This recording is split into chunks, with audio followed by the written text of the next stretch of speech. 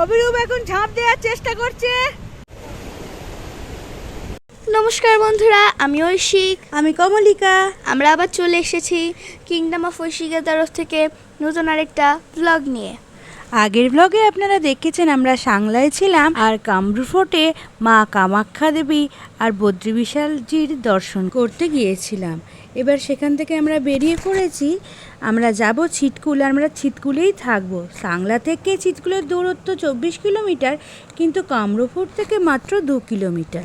যারা সাংলায় থাকবেন তারা কিন্তু খুব তাড়াতাড়ি উঠে ছিটকুলের উদ্দেশ্যে রওনা দেবেন। ছিটকুলের ওয়েদার কিন্তু হুটপাট চেঞ্জ হয়ে যায়। আর প্রাকৃতিক সৌন্দর্যটা কি দেখেছেন? একদম আলাদা। আমরা কাজাতে যে পরিবেশ পেয়েছি, এইখানে এসে কিন্তু একদম উল্টো পরিবেশ। এত সুন্দর রাস্তার ধারের দৃশ্য মন না ভুলে থাকা যায় না।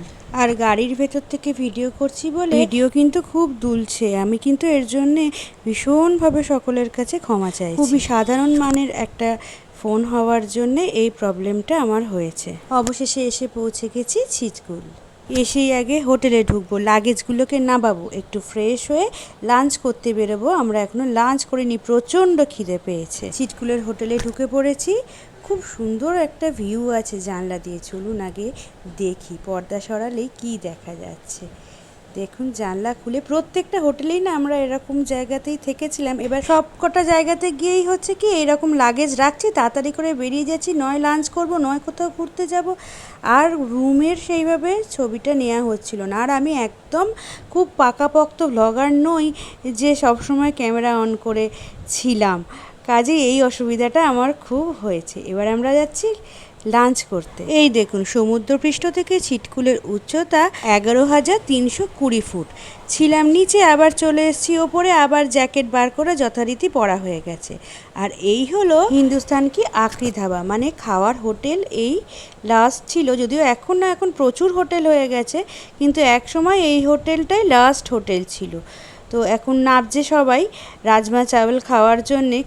আমি এখনও নাবিনি, ওরা নাবুক, খাওয়ার দাওয়ার যদি মন মতন হয় তখনই আমি নামবো নিচে। আসলে এখানকার ফেমাস খাবার হলো রাজমা চাওয়াল। আর আমরা পুরো ট্যুরটায় এত রাজমা চাওয়াল খেয়েছি, এই শেষের দিকে এসে আর ভালো লাগছে না। ওই দেখুন পাশ দিয়ে বয়ে যাচ্ছে বাঁশপা নদী।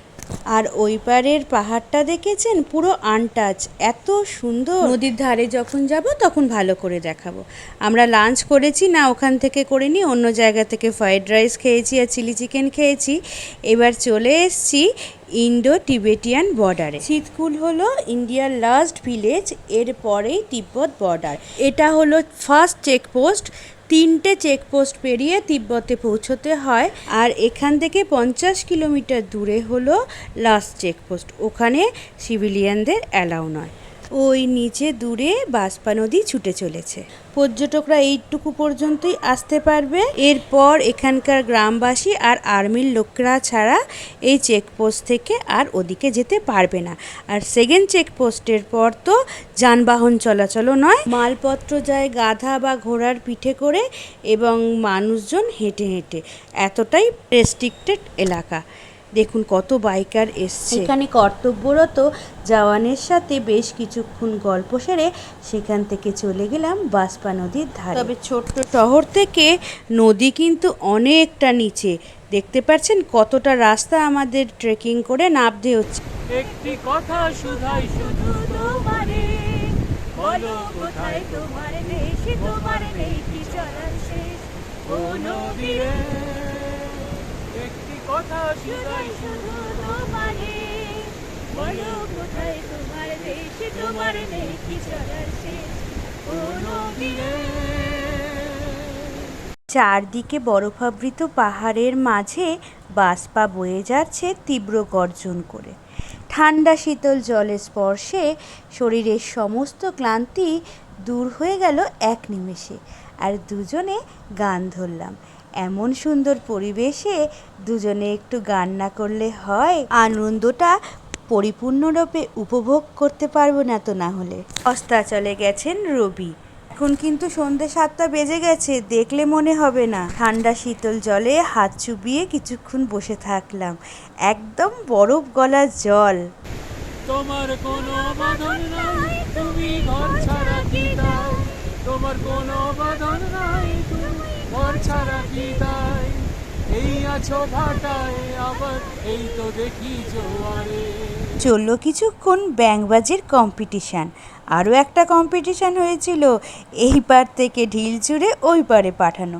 বলছিলাম না ওই দিকের পাহাড়টা কোনো জনবসতি নেই, এখনো পর্যন্ত আনটাচ অবস্থায় রয়েছে, শুধু পিকনিক স্পট আছে কয়েক। আর এই পুরো ট্যুরটায় যেটা সব থেকে বেশি ভালো লাগলো, এত ফাঁকায় ফাঁকায় ঘুরলাম, কোনো ঘিঞ্জি পরিবেশ নেই, বেশি পর্যটক নেই, খুব শান্তভাবে আমরা উপভোগ করতে পারলাম পরিবেশটাকে। আর এই নদীর ধারে কিন্তু অনেক ক্যাম্পের ব্যবস্থা আছে, আপনারা ইচ্ছা করলেই এই ক্যাম্পে থাকতে পারেন, কিন্তু আমরা থাকিনি, যা প্রচণ্ড হাওয়া দিচ্ছে ওই ক্যাম্পের কাপড়কে আমরা একদম ভরসা করতে পারিনি, কারণ রাত্রিবেলা টেম্পারেচার মাইনাসে যদি নামে তখন খুব মুশকিলে পড়ে যাব, খুব জোর ঠান্ডা লেগে যাবে। অলরেডি হাই অল্টিটিউডে উঠে ঐশিকের একবার শরীর খারাপ হয়েছিল, ভীষণ কাফ কোল্ডের সমস্যা হয়েছিল, আবার যদি প্রবলেম হয় তখন মুশকিলে পড়ে যাব, জন্যে আমরা ওপরে হোটেলেই ছিলাম রাত্রিটা। তুমি বলো যারে কুল কুল দুকুল গেল তার নাই কি করো, কুল থেকে অকুল তুমি বলো যারে কুল কুল দুকুল গেল তার নাই কি করো। আমায় ভাবছো মিছে পর তোমার নেই কি অবসর, সুখ দুঃখের কথা কিছু কইলে না হয় আমারে, বলো কোথায় তোমার দেশ, তোমার নেই কি চলা শেষ, ও নদী রে। অভিরূপ এখন ঝাঁপ দেওয়ার চেষ্টা করছে, এই করছে এই করছে করছে করে ফেলেছে। ছোট্ট সময়টুকুকে প্রাণ ভরে উপভোগ করে এবার আবার আমরা ওপরে উঠছি গ্রামে। এ বাবা, তোরা হাঁটতেই পারছিস না, হাঁপিয়ে গেলি। আমি দেখ কত তাড়াতাড়ি হাঁটছি তোদের থেকে বেশি বেশি। এটাই ডকুমেন্টস থাকবে, আমি কি হাঁপিয়ে গেছিলাম সেটা কেউ মনে থাকবে না।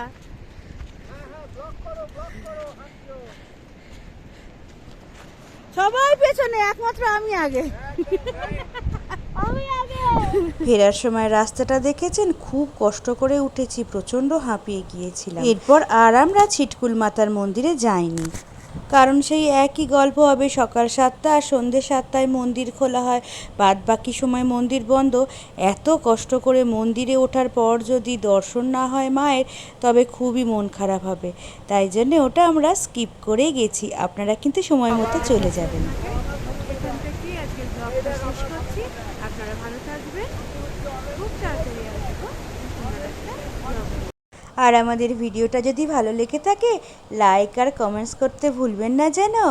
আর আমাদের ব্লগগুলো যদি ভালো লেগে থাকে প্লিজ চ্যানেলটা সাবস্ক্রাইব করে নেবেন। আজকে রাতটা আমরা এখানেই কাটিয়ে কালকে চলে যাব নারকান্দা, আর নারকান্দায় দেখব হাঁটু মাতার মন্দির, শোনাবো তার নতুন একটা গল্প।